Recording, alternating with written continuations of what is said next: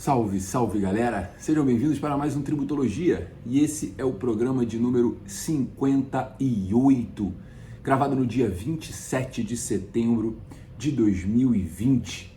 Gente, chegamos a um momento histórico no Brasil. O momento em que o STF não mais respeita sequer a Constituição.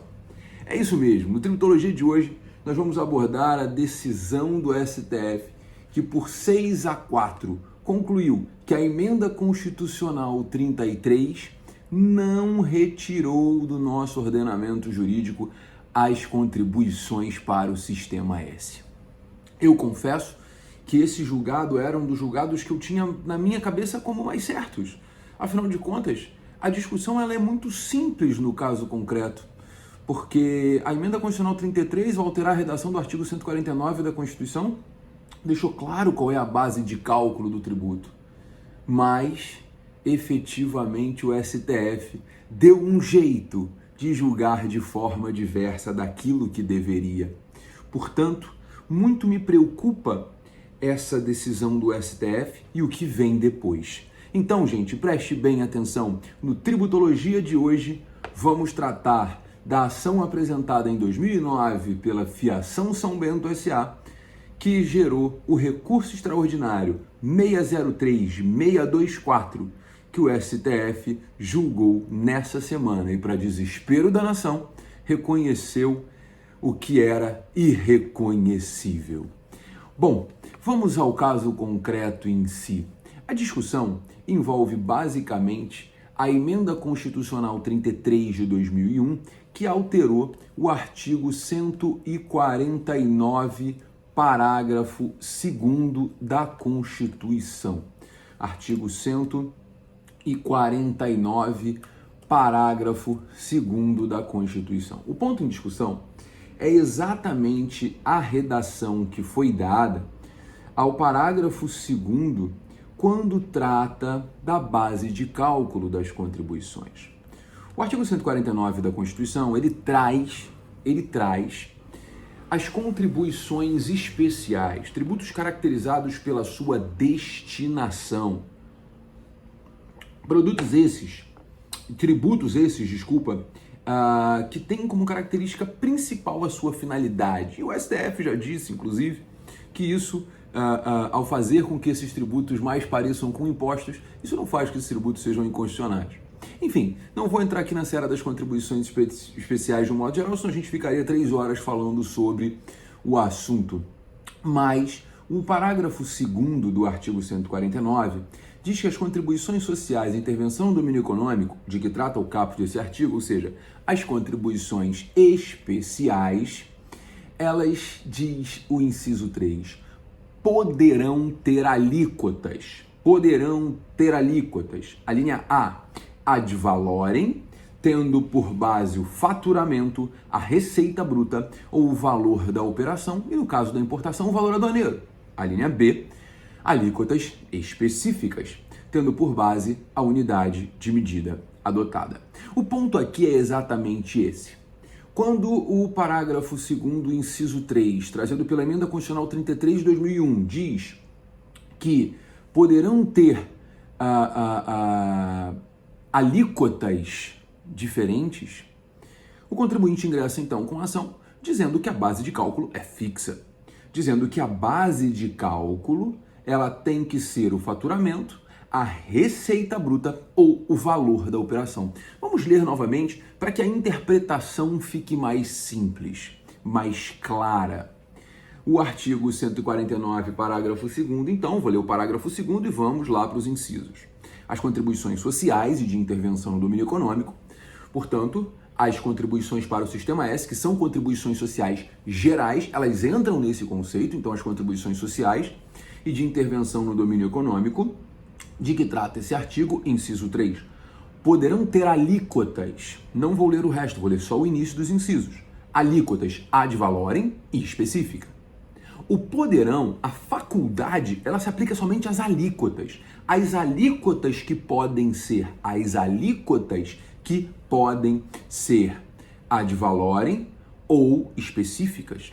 E a regra constitucional é muito simples, tendo por base, se for alíquota ad valorem, a base será o faturamento, a receita bruta ou o valor da operação. E no caso de importação, o valor aduaneiro. E na linha B, se for alíquota específica, a base será a unidade de medida adotada. Data maciçíssima vênia, isso é língua portuguesa. Data maciçíssima vênia, isso é língua portuguesa. A língua portuguesa é, sem sombra de dúvidas, uma das mais difíceis do mundo. Né? Eu particularmente, eu sou um cara apaixonado por estudar línguas, e sem sombra de dúvidas, eu acho que tirando o chinês, que é praticamente impossível pra gente, mas efetivamente a língua portuguesa é uma das mais difíceis do mundo. Interpretação de texto, gramática, ela é realmente muito pesada, muito complexa. Mas o STF dessa vez, ele tá de parabéns. Por que o STF tá de parabéns? Porque efetivamente o STF conseguiu interpretar isso daqui no sentido de que a base de cálculo não tem que ser o faturamento, a receita bruta, ou no caso de no caso de importação, o valor aduaneiro. O STF conseguiu interpretar que esse poderão não é para alíquota, é para base de cálculo, no sentido de que a base de cálculo ela é facultativa. Ou seja, o que pode ser é a base de cálculo. E é aí, gente, que eu confesso que me dá uma certa tristeza em ver essas decisões do STF sendo adotadas de forma tão política, proteger a arrecadação, de forma tão finalística, consequencialista. Isso destrói o direito. E eu tenho dito desde a prisão em segunda instância. Nós estamos abrindo mão dos nossos direitos. E no momento em que nós abrimos mão dos nossos direitos, dos mais básicos, você pode ter certeza que todos serão violados, sob a peixe de que a decisão é judicial. Não importa, não se trata se é o legislativo, o executivo ou o judiciário, nenhum poder pode violar os direitos. Isso é uma nação democrática. Nenhum poder pode violar os direitos. Mas enfim, vamos lá. Eu queria comentar aqui alguns pontos, né? Que são fundamentais para a gente falar sobre o assunto. Essa decisão do STF, ela manteve então a cobrança das contribuições. No caso especificamente, as contribuições eram para o custeio do SEBRAE, que é uma contribuição de intervenção no domínio econômico, da Apex, Agência Brasileira de Promoção de Exportações e Investimentos, e da Agência Brasileira de Desenvolvimento Industrial, ABDI, né? Essas são contribuições para terceiros. Junto com as contribuições do Sistema S, salário e educação, são aquelas contribuições que engordam a folha de pagamento. Né? Engordam para prejudicar o trabalhador e o empregador, porque a folha de pagamento fica muito mais cara. Né? Então, o que acontece? Efetivamente, a decisão do STF, ela, na minha opinião, por 6-4, demonstra que o assunto está em discussão. Mas o que mais me assusta é o STF pensar somente no impacto orçamentário. São 30 bilhões em jogo. 30 bilhões fazem com que seja possível a União cobrar indevidamente um tributo e quem paga a conta somos sempre nós? Somos sempre nós? Enfim, a grande verdade dos fatos, gente, é que a ministra Rosa Weber, que era a relatora do caso concreto, ela começou por um caminho muito bom. A ministra Rosa Weber, ela entendeu que o rol era taxativo exatamente da forma com a qual eu comecei o nosso Tributologia de hoje.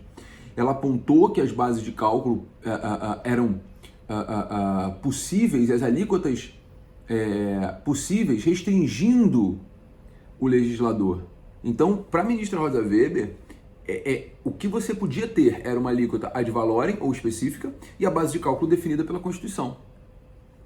Né? E aí eu vou ler aqui uma parte do voto dela, em que ela diz o seguinte: configura sensível evolução do sistema constitucional brasileiro de substituir a tributação da folha de salários que contribui para o combate ao desemprego. E esse entendimento foi acompanhado pelo ministro Edson Fachin, pelo ministro Ricardo Lewandowski e pelo ministro Marco Aurélio, que ficaram vencidos. O voto que prevaleceu é de quem? Duvido que você acerte. Duvido que você não acerte. Foi do ministro Alexandre de Moraes. Né, o ministro Alexandre de Moraes, que ele tem um ódio mortal do contribuinte. Eu tenho a sensação que o ministro Alexandre de Moraes, em algum momento da vida, ele tinha um sonho de ser auditor fiscal da Receita. Né, porque tudo dele é contrário ao contribuinte. Se ele puder ferrar o contribuinte, ele vai ferrar o contribuinte, isso é um fato. Né? Bom, E o ministro Alexandre de Moraes, então, ele levou em conta que a emenda constitucional 33, ela foi editada para atender a desregulamentação do setor de combustíveis. E aí no voto dele ele diz o seguinte, abre aspas, teve motivação específica para que o Estado brasileiro pudesse tributar a venda de petróleo após a extinção do modelo de controle de preços que existiu até dezembro de 2001. A alteração por meio da emenda constitucional 33 veio exatamente para suprir essa lacuna. Não houve estabelecimento genérico para toda e qualquer contribuição social, enfatizou o ministro. O ministro Dias Toffoli, ele acompanhou, né, e disse que a Constituição ela tem que ser interpretada como um todo. Né? Ela tem que ser interpretada como um todo e isso evitaria contradições, abre aspas, para o voto, parte do voto do ministro Dias Toffoli. Uma interpretação muito restritiva do texto constitucional, do tocante às contribuições sociais interventivas, com base no artigo 149, levaria à derrogação de uma multiplicidade de incidências sobre a folha de salários. Em suma, voto do ministro Dias Toffoli. Se a gente entende que é inconstitucional, metade das contribuições vão cair. Então, deixa esse troço aí inconstitucional mesmo, vamos interpretar dizendo que é constitucional, a gente dá aqui uma catianga real e o contribuinte que se exploda pagando a conta. É isso. Foi exatamente isso que ele disse no voto dele. Claro, de uma forma muito STFiana de dizer, né? Essa forma STFiana é aquela forma que você está lendo, entendendo que é uma interpretação constitucional, com um profundo estudo e debate. Mas não, né? É o seguinte, o contribuinte paga a conta porque a União faz a cagada e nós estamos aqui para defender a União. Enfim, além disso, os ministros Luiz Roberto Barroso, Carmen Lúcia, Gilmar Mendes e Luiz Fux também acompanharam o entendimento divergente, né? Enfim, isso é uma coisa que me deixa profundamente abalado juridicamente e me dá muita tristeza, de verdade, assim. E eu queria ler mais uma parte do voto do ministro Alexandre de Moraes, abre aspas, limitar as possibilidades de atuação do Estado mediante interpretação literal da atual redação do artigo 149, parágrafo 2º, inciso 3 da Constituição, com todo respeito às posições em contrário, não me parece a melhor exegese para a consecução dos desígnios constitucionais de viabilizar a promoção do desenvolvimento das micro e pequenas empresas. Então, data máxima vênia ao voto do ministro significa dizer que tributo não precisa mais ser criado por lei, né? Data máxima vênia, as posições do ministro, fica claro então que lei para quê? Né? Se o objetivo é atender a função constitucional de ajudar e salvar o mínimo existencial, esqueçam o princípio da legalidade. Vamos criar tributos por decreto, vamos criar tributo por portaria, por instrução normativa e que se explodam os direitos e garantias fundamentais do contribuinte. Desculpa, gente, mas eu não tenho condições de não falar dessa forma. Porque isso daqui é um voto absolutamente finalístico, pensando exclusivamente na arrecadação. Exclusivamente na arrecadação. Veja, isso é de um absurdo enorme. Porque a Constituição restringe. Se a Constituição restringe, ela é a nossa carta magna. É ela que vai regular o nosso ordenamento jurídico. Se nós não respeitarmos a restrição constitucional, para que ela serve? Para que ela serve? Bom, e o ministro continua no seu voto. Eu queria ler realmente parte do voto dele, porque são importantes. Não houve, a meu ver, nessa alteração, estabelecimento genérico de taxatividade para toda e qualquer contribuição social de intervenção no meio econômico. A taxatividade pretendida pela interpretação meramente literal aplica-se nos termos da Emenda Constitucional 33 em conjunto com o artigo 177 da Constituição, com relação às contribuições incidentes sobre a indústria do petróleo e seus derivados.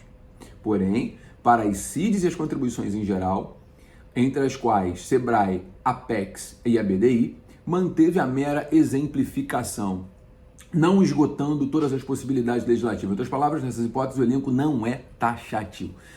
Apesar de eu ter lido, eu li para vocês. Se eu mandar para qualquer professor de português, a interpretação não vai ser diferente dessa que eu dei para vocês. A alíquota poderá ser ad valorem ou específica base de cálculo é definida. A base de cálculo, o rol é taxativo. Data massicíssima vênia, ministro, o rol é taxativo, né? E o ministro Gilmar Mendes, só para citar também um ponto importante, ele fez voto do ministro Gilmar Mendes, ele é absolutamente consequencialista. Ele é absolutamente consequencialista, né? Ele diz, o que fica no lugar? Como vai se substituir essas contribuições que prestam importante serviço a partir do desaparecimento do fundamento que lhes dá rastro? Lhes permite viver? Essa é uma pergunta que devemos fazer sempre que lidamos com contribuições de caráter tributário. Se essas contribuições desaparecerem, o Estado terá que assumir o ônus de fazer esses serviços. É preciso que tenhamos essa visão. Ou seja, significa dizer que vamos cobrar tributos inconstitucionais e indevidos porque o Estado brasileiro é desorganizado. Isso aqui é a absoluta chancela do STF para a desorganização estatal.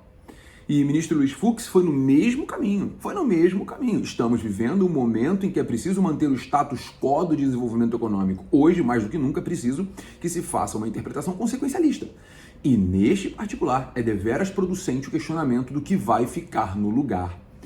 Enfim, gente, eu realmente tenho uma tristeza muito grande em tentar ensinar como professor aos meus alunos que deve-se buscar um Estado democrático de direito, que deve-se buscar sempre, a qualquer custo, a proteção dos direitos, das garantias fundamentais, mas não é reconhecendo tributos inconstitucionais que nós vamos garantir o mínimo existencial.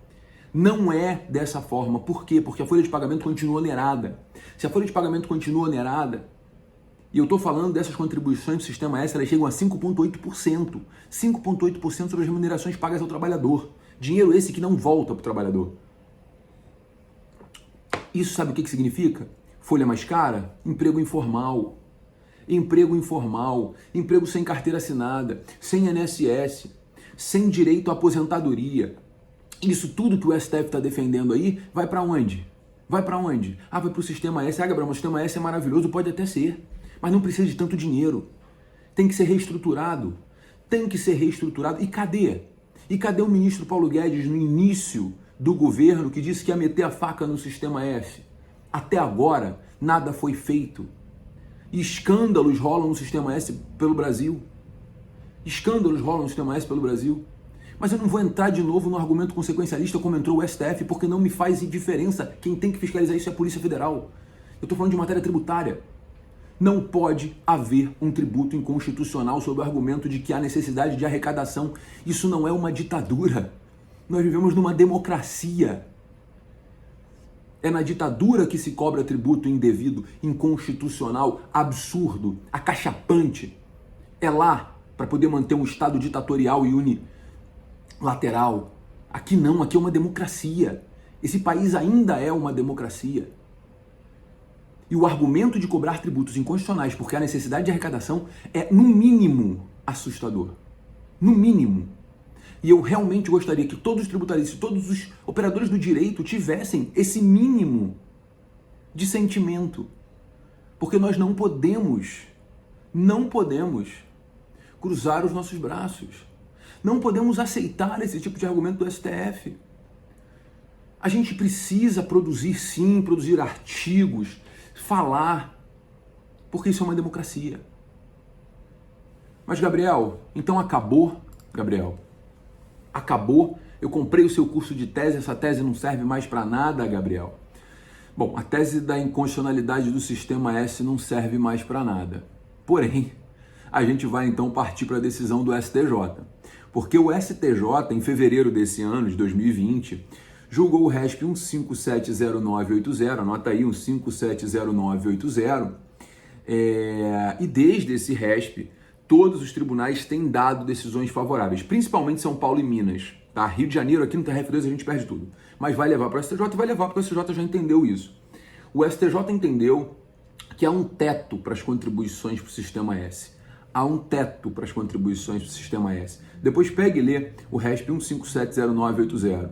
O teto, ele é de 20 salários mínimos. Isso gera um limite muito grande. O teto da base de cálculo é 20 salários mínimos. Isso gera uma redução absoluta. Talvez seja até melhor que a inconstitucionalidade. Então, a luta não acabou. Nós não vamos desistir.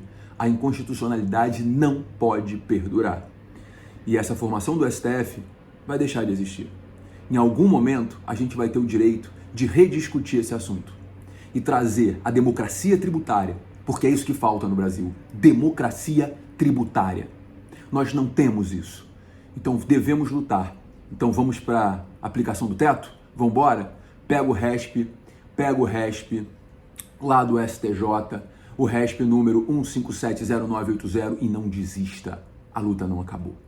Gente, desculpa a minha revolta, mas esse julgado do STF era muito esperado e eu confesso que eu não esperava uma decisão tão consequencialista, tão assustadora, na minha opinião.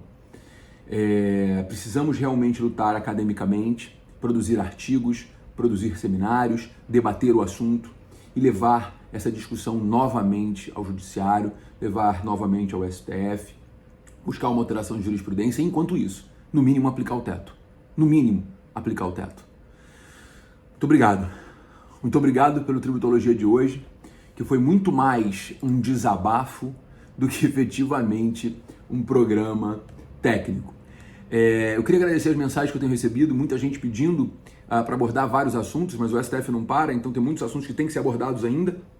E eu queria dizer para vocês que eu vou tentar abordar o máximo possível, tá? Eu vou retomar um encontro semanal, nas quintas-feiras também, para que a gente possa debater mais direito tributário, produzir mais e fazer barulho em busca de uma democracia tributária, que é o que falta no Brasil. Galera, muito obrigado pela audiência, muito obrigado pela paciência. Me sigam lá nas redes sociais, @Gabi Quintanilha no Instagram, LinkedIn Professor Gabriel Quintanilha, e me siga no meu canal do YouTube e no podcast lá distribuído pelo Apple Podcast, Deezer e Spotify. Muito obrigado, galera. Foi um prazer enorme estar com vocês em mais um Tributologia e semana que vem tem mais. Um beijo enorme e até a próxima semana. Tchau, tchau, galera!